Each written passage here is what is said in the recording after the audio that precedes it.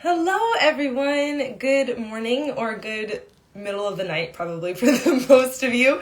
I wanted to get this out as soon as possible because the full moon is late tonight Eastern Standard Time, and it's such. I say this once again about most transits, but this particular one, especially if you have any major fixed placements, is one that I would not miss out on working with. So I wanted to put it out. I also want to just excuse the way I'm showing up. First of all, I have pimple cream because the breakout that I'm having is just beyond my wildest dreams. And also I got moisturizer in my eyes, so I'm half blind right now. And I feel so first of all, for context, the sun is in Leo and the moon is in Aquarius, and my sun is in Aquarius and my moon is in Leo. And so I just feel like I'm really getting directly attacked by the energy right now. And there's a fly that just flew in. There's two in here now. I have to have my window open, but what does that mean? Visitors all the time. I don't mind it, but it's also it's a little bit, okay, whatever. Anyway, wow, okay.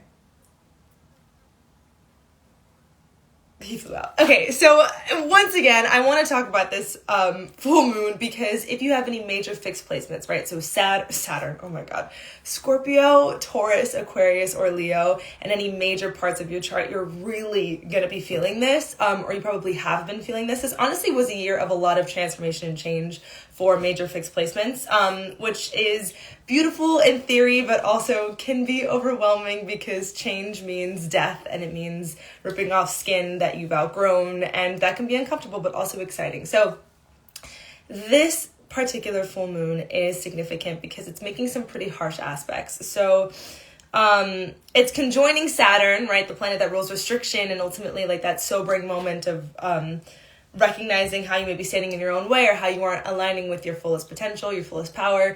It's squaring Mars, right? A planet that rules aggression and frustration and doing and going, and Uranus, which is obviously sudden change and the demolition of what once was. And so, of course, these energies have their shadow and their light. And I'm going to talk about how it may be showing up in its shadow, but ultimately how we can work with it in its light to really, I think this full moon in particular, a lot of astrologers have been talking about how this is one of those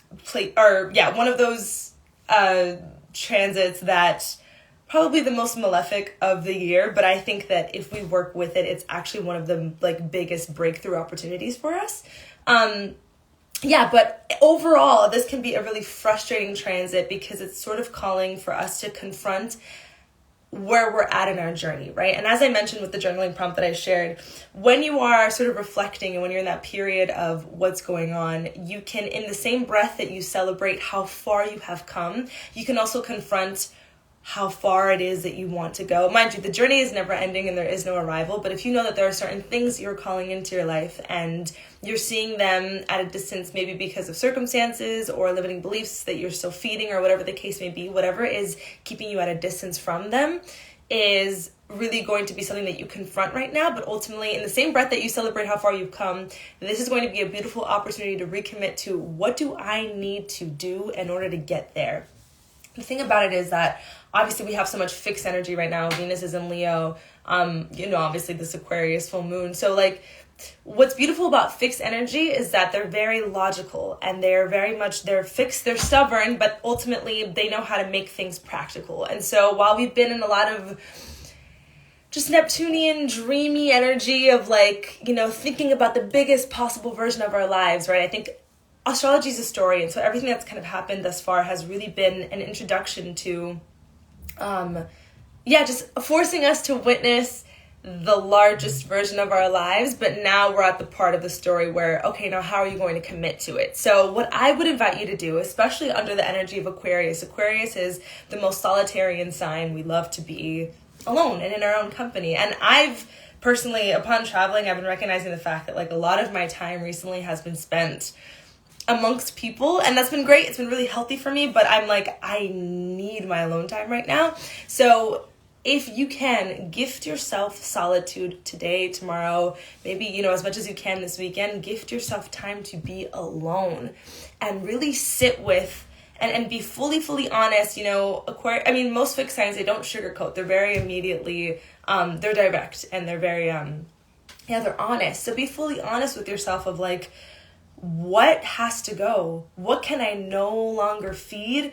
Where do I want to be? And what are the steps that I'm going to take there? What are the ways in which I can, or how can I build a schedule, build a goal list, build a document, build a Notion template, to organize the way in which I will devote myself to where I want to go, to who I want to be. Really get clear on your goals and just sort of see the largest, because we do want to work with Venus and Leo, which obviously, of course, is a dramatic and a fun placement. So we want to really take everything that we've learned in terms of looking at the largest version of our lives and then diluting that to, okay, so what are the tangible steps that I can take to get there? So for instance, if you learned about what you want in partnership, or you learned about your career goals and what you want to feel upon sort of, embarking in the pursuit of your purpose, or, whatever the case is, whatever you've realized is part of your fullest potential, how are you now going to take minuscule but also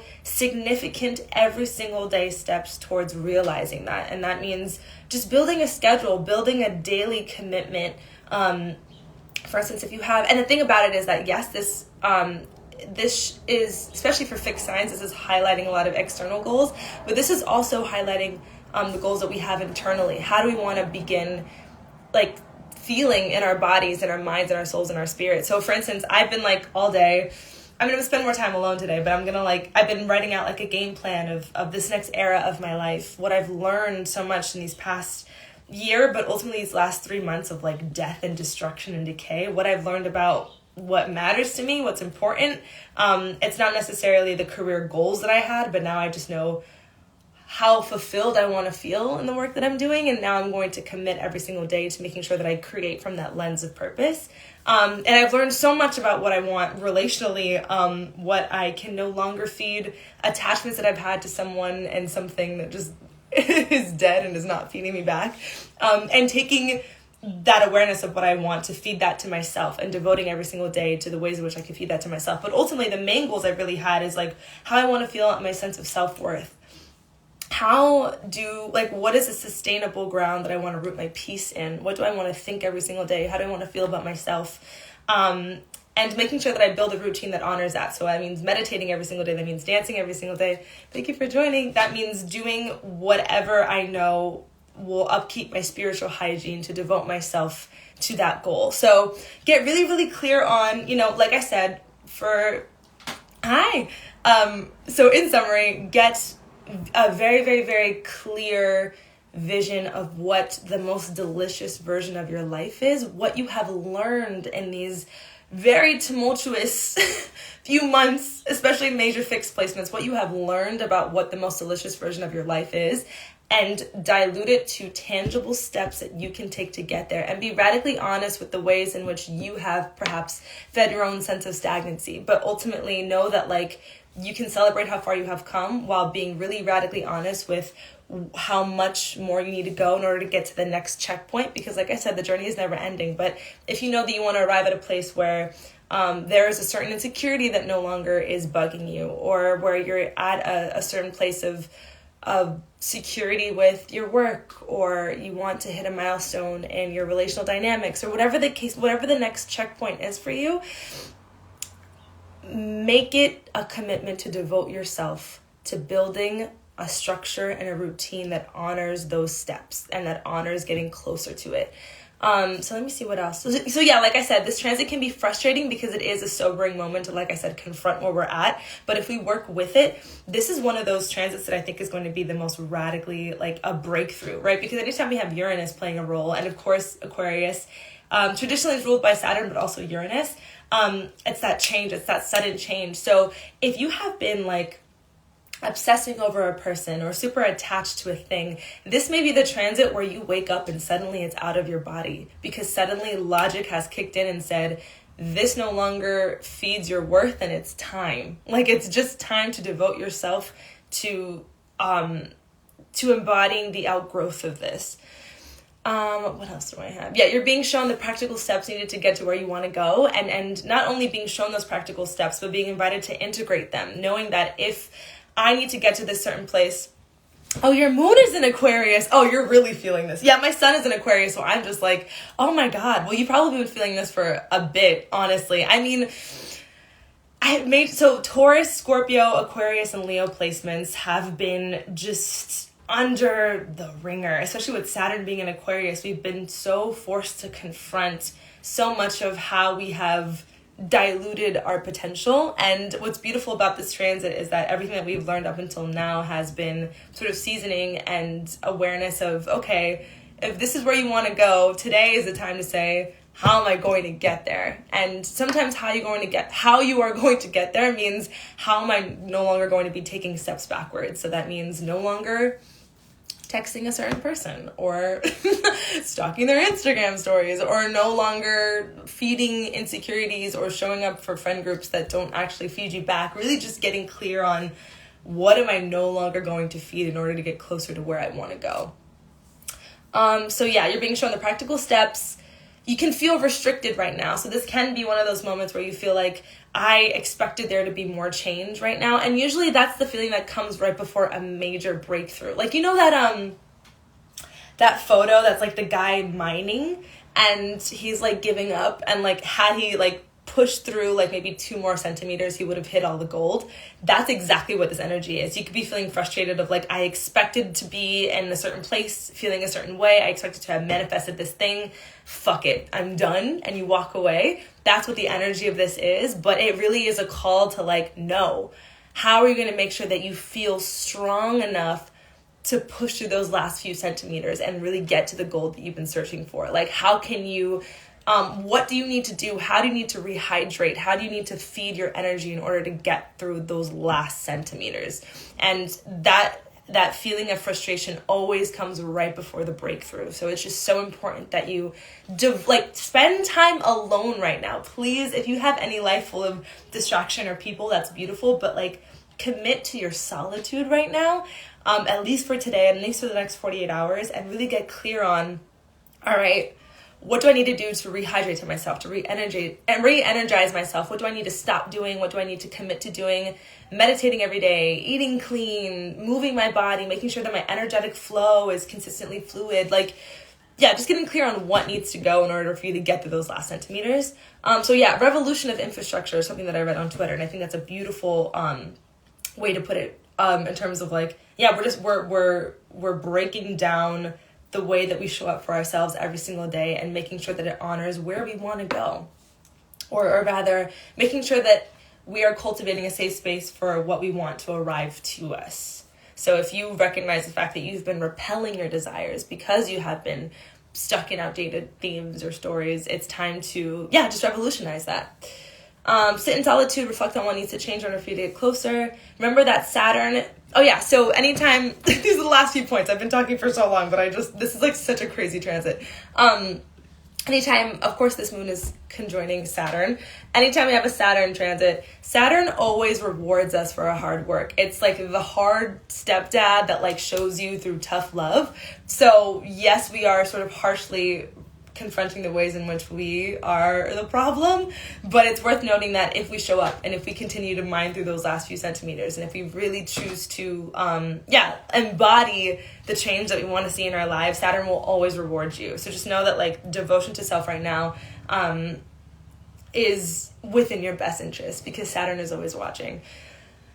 Take what you've learned and apply it to practical terms. Don't shy from the inner work that comes up during this Aquarius full moon, because Aquarius is a very internal sign, so we're really going to have to look at, what inwardly has been repelling what I desire. What inwardly has been, what are the things that I've been telling myself? What are the habits that I can't seem to break, the cycles that I can't seem to break?